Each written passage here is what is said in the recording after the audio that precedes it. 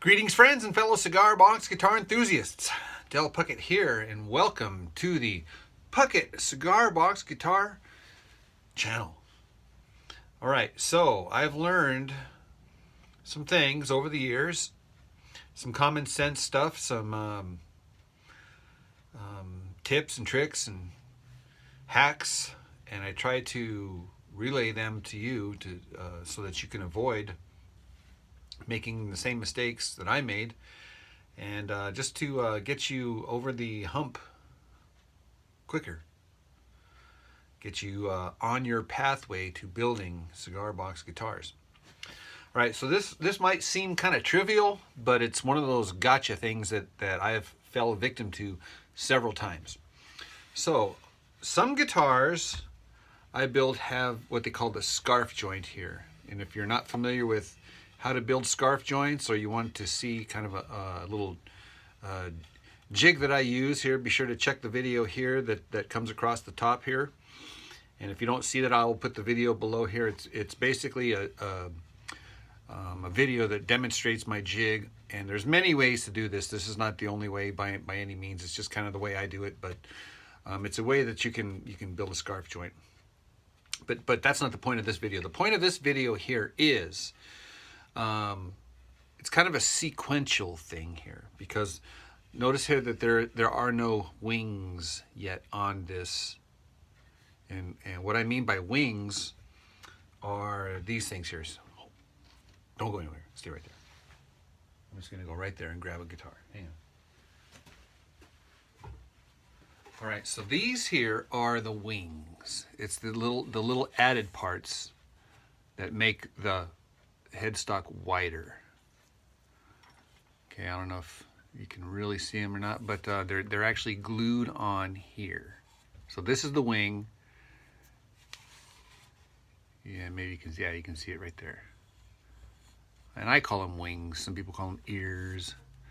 They're just pieces of wood that are glued on to the headstock to make it look wider and to give you more. It just looks more traditional, and it really looks nice when you have a scarfed joint there.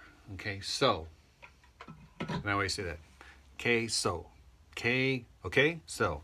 So, I'm gonna try to stop saying that. So let me reach off camera here and grab some pre-made wings.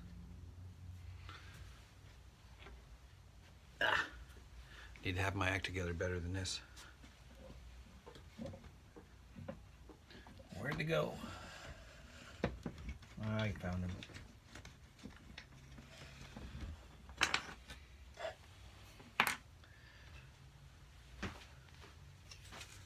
Ta-da! So when I cut out this back angle here, I keep that little piece of wood, and because you can actually see the little wedge here. It's thicker on this side and thinner on this side. This one here is thicker on this side, thinner on this side. So it kind of makes like a little wedge.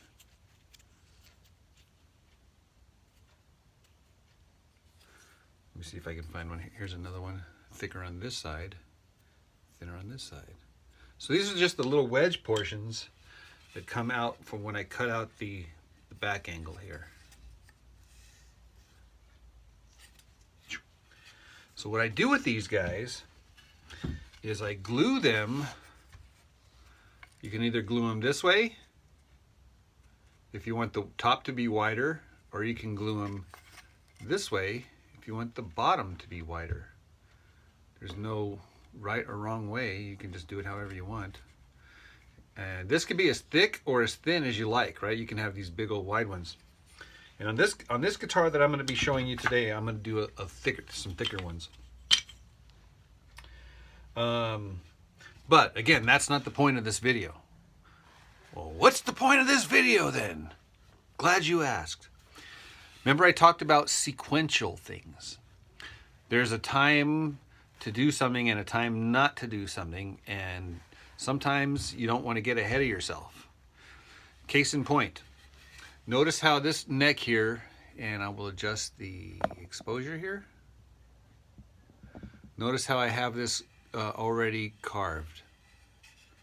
So this part is already carved, and you can actually see right up in here, the right there. You can see right there the router cut on both the top and the bottom. So I routered this thing right there. You can see it really nice right there, that routered edge. So, see, I said so again. So, stop saying so, idiot.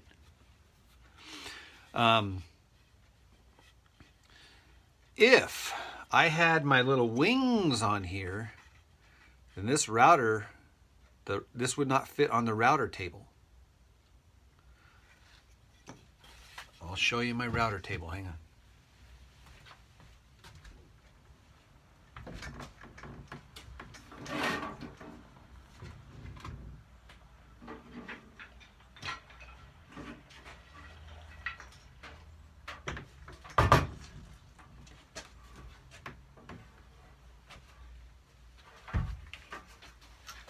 I got this at a garage sale for $10. Okay, so I'll readjust the exposure again. Ta-da! So, stop saying so. This router table works great. But as you can see here, if there was these little wings on the headstock, then there would be a huge gap right here, and I wouldn't be able to route it out or route this, and I would have to like carve the neck with the Shinto, which is perfectly fine, and that's what I've had to do. So I've learned, this is what I've learned, and this is the point of this video, is you're gonna have to wait until after, especially if you're gonna be using one of these table routers. If you're using just a hand router, it probably doesn't matter, but it's still going to be hard to get up in here if you have the wings on there. And of course, if you're using a file, then obviously it doesn't matter. You can do whatever you want, whenever you want, however you want. But if you're going to use a tabletop style router like this, and you want to take advantage of the router, then you're going to have to wait to glue these wings on until after you router the edge so that you can get all the way up into here. The problem is that this part here will fall off the edge of the fretboard or the edge of the table, and now you can carve out over here, but as soon as this thing comes up over the edge, then it would lift up, and that wing would prevent you from using the router there. So, all that to say this. Stop saying so. So, now that I have the neck carved and smoothed exactly the way I want it, now I can glue on the wings. So I'll do that right now. Another little trick I have is, instead of having these square ends like that, is I'll cut them at an angle and then carve them opposite, so that